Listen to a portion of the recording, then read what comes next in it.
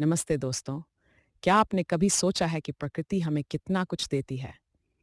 शहरों की भाग-दौड़ में हम अक्सर भूल जाते हैं कि हमारे आसपास कितनी शांति और सुंदरता है, जिसे बच्चे सबसे पहले महसूस करते हैं।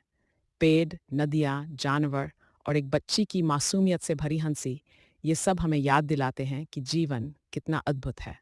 तो आइए, इस वीडियो में मेरे साथ प्रकृति की गोद में खो जाते हैं। कुछ पल सुकून के चुराते हैं और इस नीले ग्रह की अनमोल सुंदरता को करीब से देखते हैं। बने रहिए मेरे साथ और प्रकृति के जादू को महसूस कीजिए।